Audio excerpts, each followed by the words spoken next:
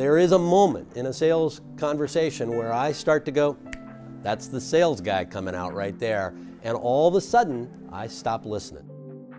I didn't take a conversation with you to be sold.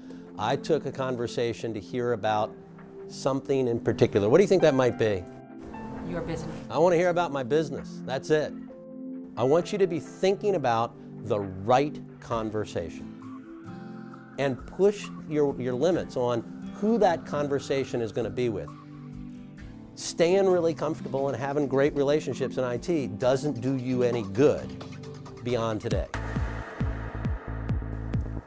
Where does margin come into play in the conversation about revenue? It's the quality of revenue, so to speak. So, okay, that's a great term to use. It's the quality of the revenue. A key consideration with metrics is you have to look at the trends.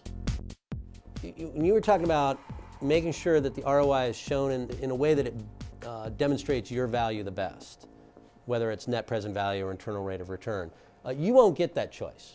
I decide how I'm going to look at return on investment. I think that what I heard that was correct is there are different ways, and companies will use lots of different methods. Your customer will determine the way they're going to do it. You have to take all that information that's up here in your head, and it's got to come out of your mouth. And if it doesn't come out of your mouth, you get zero credit for it. The smartest person doesn't win. It's the person who can articulate the value.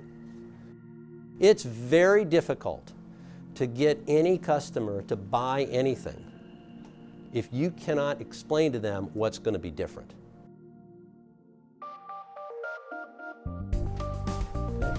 So this will be a way for me to assess how well do you have an understanding of this account from the due diligence I've done on the account. Are you covering everything that you could possibly be going after? And have you got your attention in the right areas? So the scenario is going to be something like this. You're going to be visiting a customer. You're going to have a chance encounter. The only thing that's not chance about this is I'm going to give you a chance to prepare a little bit, all right? I want you to think about somebody that you're not meeting with on a day-to-day basis, somebody that is not your normal contact, and this is a person that you really want to have a conversation with. All right, folks, need to be wrapping it up.